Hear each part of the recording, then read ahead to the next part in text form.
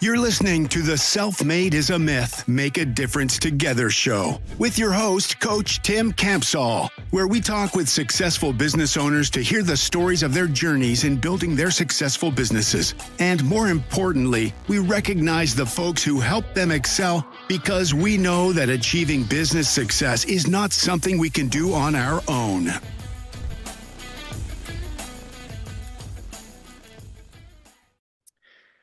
Hello, everyone. This is Coach Tim Campsall, and I'm excited to have a fellow business owner from Indiana with us today. Something unique about my guest is he played Major League Baseball.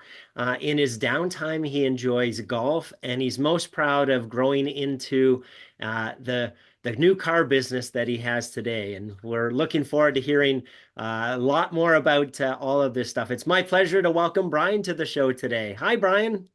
Hello, great to be with you. Hey, Appreciate it, Kim. Thank you. Let's start with having you introduce yourself, Brian. Tell us your full name and a little bit of your personal story, like where you were born, live, and about your family. Sure. Brian Richard Dorsett. I was born and raised in Terre Haute, Indiana. Went to Terre Haute North High School, went to Indiana State University, got out of Indiana State in 1984, completing 4 years there, and was drafted by the Oakland Athletics. And went on in to play baseball, minor league baseball, then into the major leagues. Played for 14 years, married my high school sweetheart, Gina, and we've got 3 children. They're all, grown up and raised, and we have 5 grandchildren with 1 on the way. So 2 girls and a boy as far as our own children, and then we have 3 boys and 2 girls as our grandchildren with another girl on the way. So we're very thankful and blessed. And I moved to Zionsville, Indiana, a couple of years ago just to be closer to our grandchildren and to be in the mix. So we're literally minutes away from our grandchildren. And Gina retired she had been a preschool director at the church, First Baptist Church there in Terre Haute. So we made that move after she retired, and it's been great. I come back to work 3 days a week. I've got a home office as well, but I come back to Terre Haute and work at the dealerships 3 days a week. And it's been a really good program so far. Wonderful. Fantastic. And I mentioned in your intro that you play golf in your downtime. So is that, Sure. Tell us a little bit more about that. Is it as competitive as you were with baseball? Well, the nice thing about golf is you're always competing against the course. You're competing against par. You want to birdie. You want to somehow figure out a way to get through all the tough times on the course if you're spraying it around, or there's a lot of obstacles out there, and you've got to be really good at what you do. You got to work on your game. Yeah. It's just not a game you just go out and play without practicing and having a better chance, obviously, when you do that to have success. So I think that's what I like about it, is it's kind of a little more regiment, and you can have fun playing with your friends and your family. And at the same time, you're playing against the course and trying to better yourself, lower your handicap. We live on a golf course. We live at Holiday Farms. Oh, wonderful. We love that. It's been great to have that opportunity to be right on the course and just jump out and play 4, 5, 6 holes, or you can go out and play 18, whatever you want to do. But very thankful that we have an opportunity to live there. But I'm passionate about golf, and it's just something you can do. It's low impact, and not squatting anymore like I did in baseball as a catcher. And I'm 63 years old, so you got to make it a little bit easier on yourself. So that's why I love that game. I love it. Yeah, Thank you. yeah. Hey, Brian, is there a funny story that your family likes to tell about you that you'd be willing to share with us today? Tell you what, there's probably a lot, but I think just in general, they get a kick out of, whether it be my loving to laugh and the way I laugh. I think very passionate about life, and I don't know if there's really a funny story other than the fact that I think anytime you're trying to live your life. You're going to have a lot of funny moments, a lot of humbling times, and they're not afraid to call me out, believe me. And they're not afraid to remind me when they've seen me do things that they kind of shake their head and go, "What was that? I don't know, Poppy." I'm Poppy as a grandfather, but we have a really loving family, thankfully, and we all like to laugh, so it's pretty easy. I love it.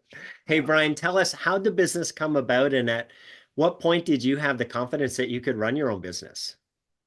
I think it was just the dream. You have an idea in your head of what you think it's going to be like to as you grow up and get older, and what you would like to do when you grow up and get older. And I think mine was two things. I wanted to be a Major League Baseball player, and I also wanted to be a new car dealer. Hmm. I grew up in a used car family.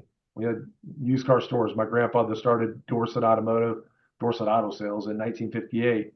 My dad went into business with him in the mid 60s.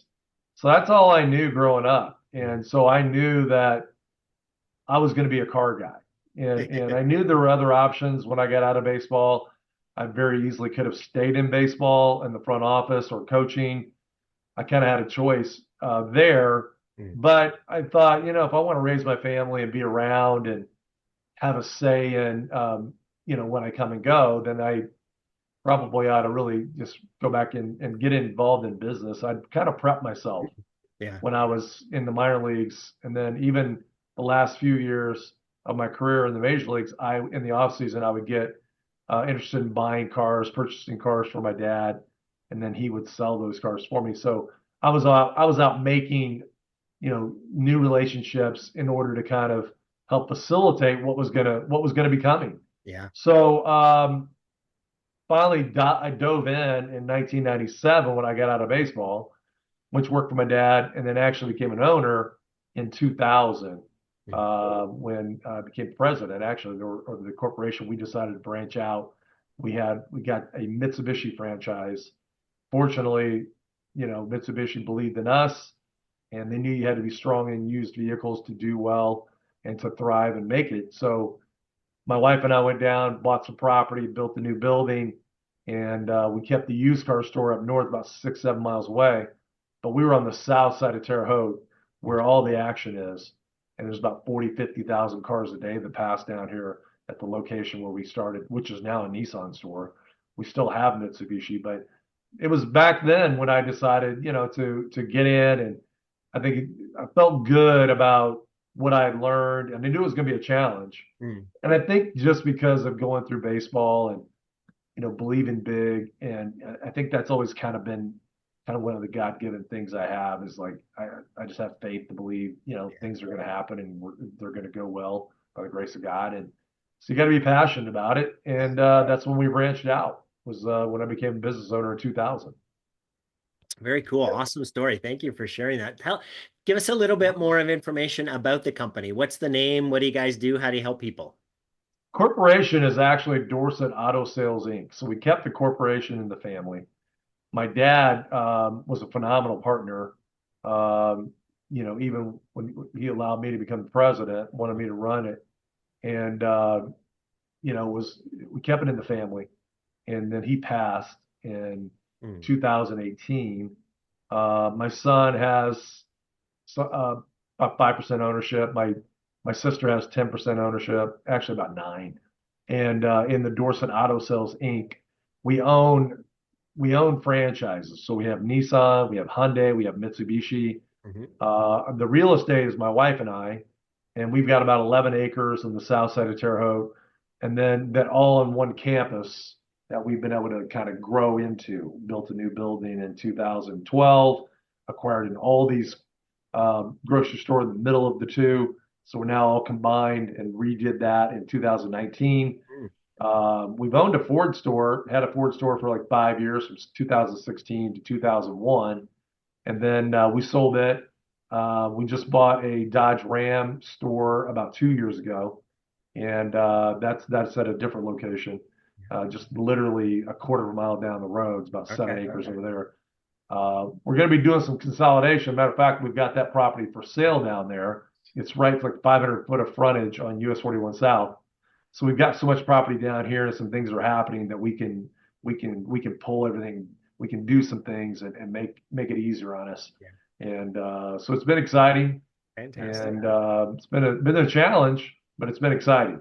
Yeah, And congratulations. yeah, thank you. We'll talk a little bit more about the challenges here in a Yeah. few minutes, but let's start with Brian. Share a story where someone pushed you or inspired you that you could do it, even though maybe you didn't know that you could, and the impact that that person had.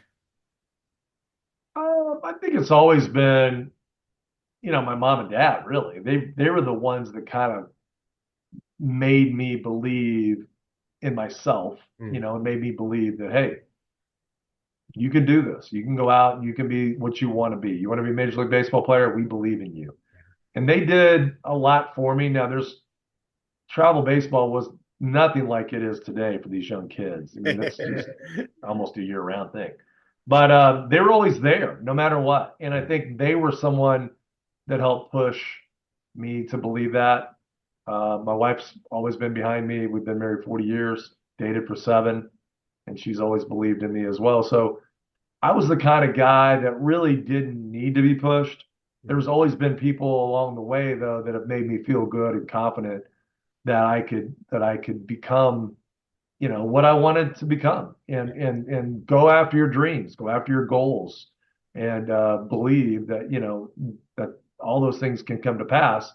So I don't think there was really a person outside of my family that was one person that, like, all of a sudden the light bulb went on. There were a lot of people who, obviously, when you have coaches and Yeah. instructors and people along the way, teachers, whoever they may be, that have helped, pastors, friends that have just made you feel good, through the ups and downs, injuries, setbacks.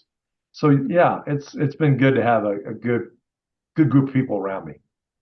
Mindset, you mentioned that a few different times in your answer of Yeah, having that can-do attitude. It's so can do. I important. love that. Yeah. Yeah. So That's hey, what it takes. You've tell got a us. can do attitude. You've got to have that. Yeah, There's already enough negativity out there, right? Yes, you yeah. know. So somebody's got to be out there believing and pushing the envelope and helping others see. If you're going to be a leader, everyone's got to believe that you know what you're doing. Mm. And I'm sure there's times they are trying to figure it all out, but if you're the visionary behind it, they're going to need to line up and get involved and help you achieve Right. your goals, because you can't do it on your own. Yeah. It's a team thing, and I love that fact. It is a team thing. I love growing up. The baseball thing was so cool because you've got 9 innings, Mhm. and there's 18 half innings, and a lot of things happen. It's a lot of things happen. So to manage the game, I'll never forget, Bob Boone was one of my coaches with the Cincinnati Reds. Really good player, in his own right. He was a catcher. He and I were actually teammates with the Angels. He became a coach later, and he was our catching coach with the Reds. And he looked at me one day and says, people have no idea just how hard it is to win one game, just to win a game in the major leagues, to get through all the stuff you got to get through. Right. So I think it's processes. It's getting to the point of having a routine, trusting in your process, Yeah. and going out and performing, what you've practiced, and believe in yourself. So, Love it. it's a good thing. Baseball helped me in that way, because in business, there's a lot of perseverance. You have to, you really do have to persevere. Yes. Great segue. What's been your biggest learning as a business owner? I think, just as in business, there's so many times where you start to see where you might have blind spots, and you might see, and you've got to address those. You've got to get better at the little things. It's always the little things that make the most differences. And I think in this case, for me, some things you don't like to do. So there's things in the business that you just don't like to do, and you've got to help put really good people around you that are good at doing those things that you don't like to do. Yes. You're not as productive doing those things. Let somebody else do them that can do them quicker and better than you can, Yeah. and stay in those lanes where you're gifted and you've got the ability to make a difference in those places that really are impactful with in the whole organization. And I love marketing. I love sales. I love just retention. Customer retention, and working on those facets to kind of grow your business and make yourself believable. To where you got to stand behind it. You got to be real. And reviews now, it's changed so much. We think about when we first got in business, and then they were talking about the internet, and you have to have a website, and the OEMs all came out, and they're like, "Hey, you got to have a website." What? Why do we need a website? And really, honestly, it would have been a lot better without them, I think. But because people used to jump from lot to lot to lot, and they look for cars, and there was a lot of traffic, and that was a lot more fun. Sure. Now, the way it's evolved, and the third parties have gotten so involved in the automotive world that the third parties convince the OEMs, the manufacturers, that, hey, you need our products. And so then all of a sudden, it puts the onus on the dealers when they mandate that you grab certain things and have certain tools. And it just opened up Pandora's box in terms of what customers are able to do in terms of trying to find a vehicle on the internet. You're paying a lot of money for digital advertising and to have a presence, in the digital world. So total game changer. And so when I mentioned those reviews, customers can go online and they can review your business, and you got to know how to handle that, because if you can't, people now go to the internet to look and see what's the reviews of this dealer, what's the reviews of this hotel, what are the reviews of this restaurant. It's just taken over. So you got to be really good at that. So it's a lot more management of things that almost feel like they're out of your control, but you're trying to do the best job you can, and those tools now are pressing. So you've got to really have everybody on the same page to try to figure out how to win the battle. Brian, we know that success doesn't happen in isolation. So tell us about one of your biggest challenges over the years, and maybe somebody who came alongside of you and helped you through it. Well, I think you have to have good people. My dad was one of those guys that was very instrumental in just believing in me. And, he was more of he got to be the good cop, when he wanted to be around me and around the stores, so he came down when he closed he and my mom owned that location, the used car store.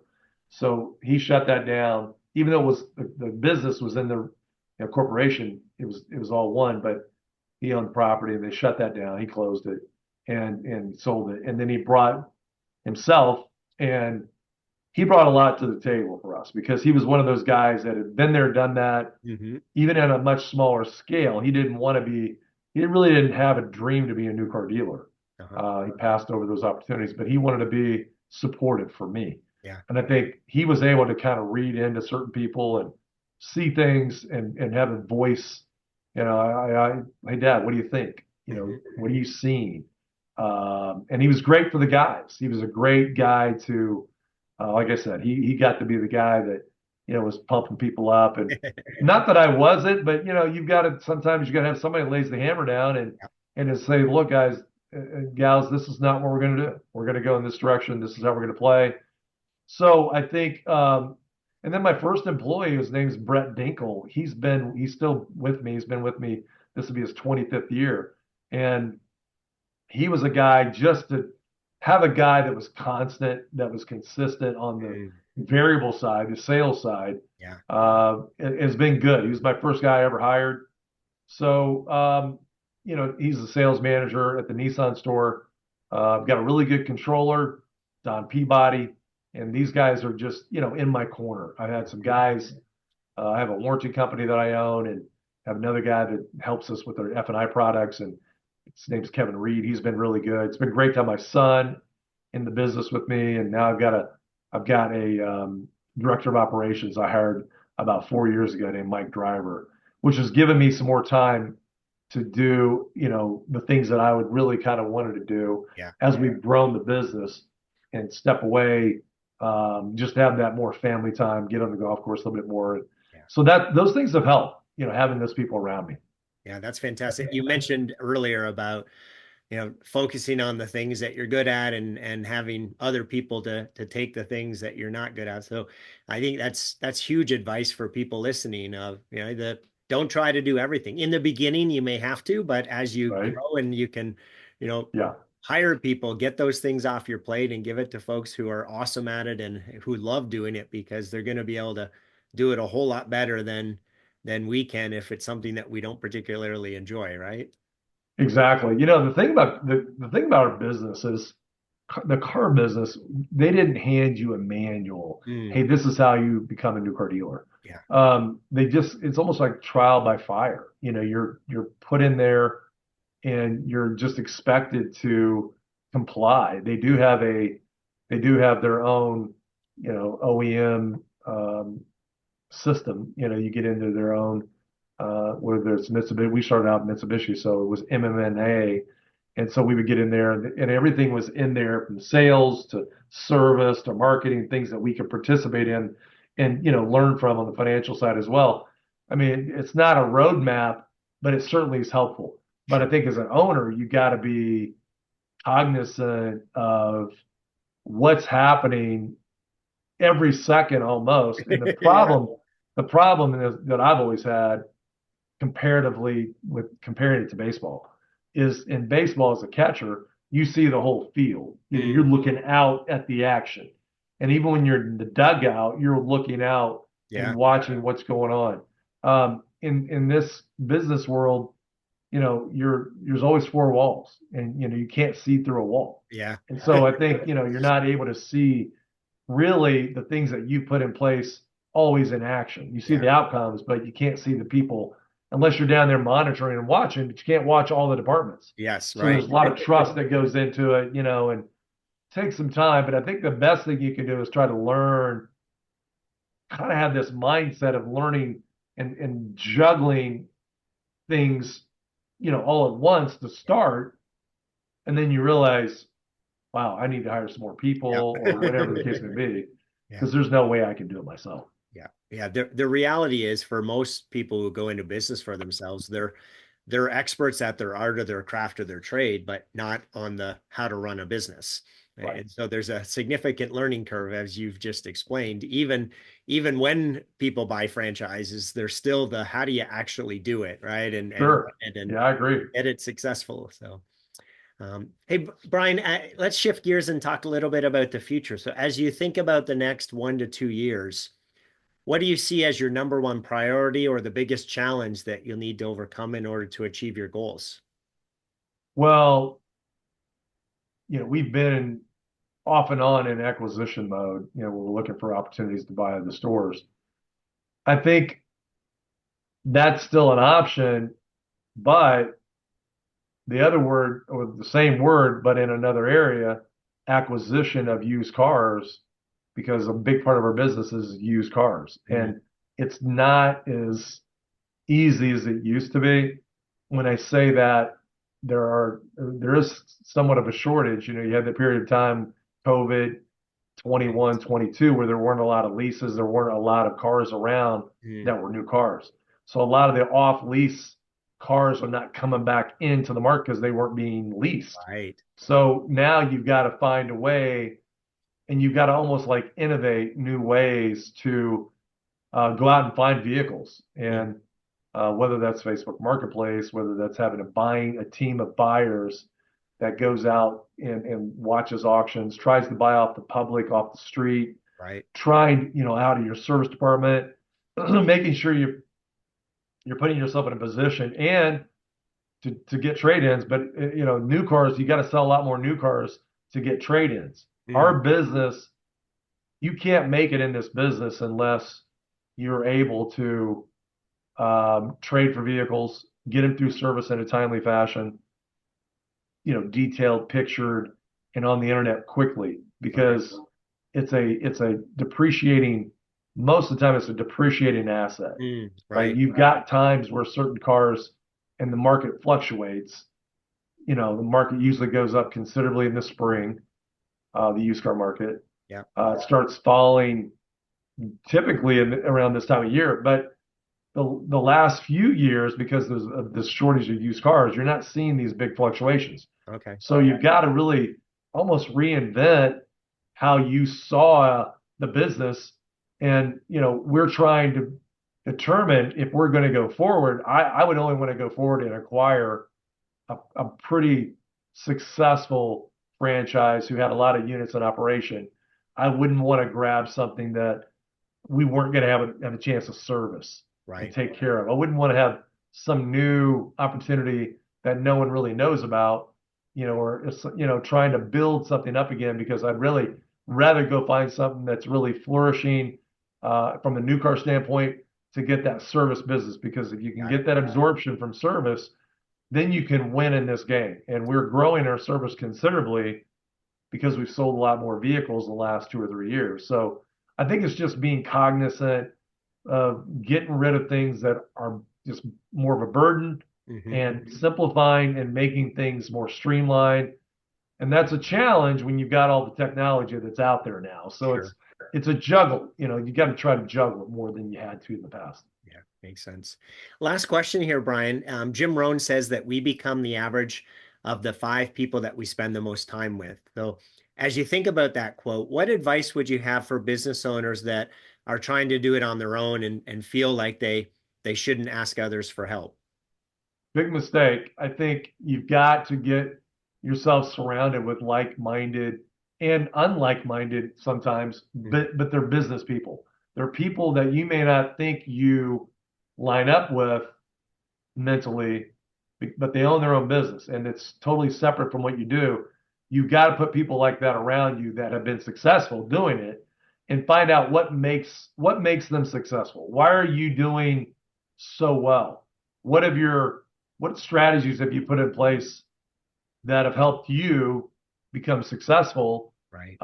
And what do I need to look out for that could be, kind of like a speed bump or a trap?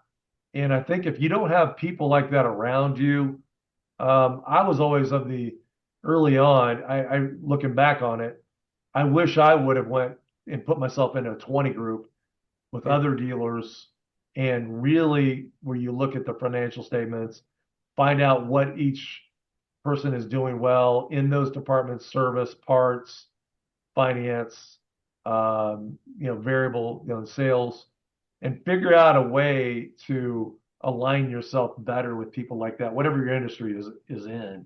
You got to do that. You need friends too that are business owners, and I think it's just being able to bounce things off people and ask people questions is so important. Yeah, it can be very lonely at the top, right? So not having that group to be able to lament with and trade stories with can feel like that we're all alone and we're the only having that challenge. I agree 100%. Yeah. So Brian, it sounds like you've been blessed with some incredible people in your business owner journey. If they were all here on the show today, what would you want to say to them? Oh, I want to thank them for, jumping on with me and being a part of this. Because as an owner, you go through ebbs and flows. You're trying to ascend to the top, but you don't, to ascend to the top is not easy. And I mean, I'm one of those guys that, why not us? Why not own the market? Why not lead the market? And so I think thanking those people that have been on with me, and I've got people that have worked for me 20 some years other than Brent Hinkle. I've got other people too. And I think those are the people that, help define who we are. You staying late, there was a time when we were open 8 to 8, 3 days a week, and 8 to 6, 2 days a week, 8 to 5 on Saturday. So we've changed that to make it better for families.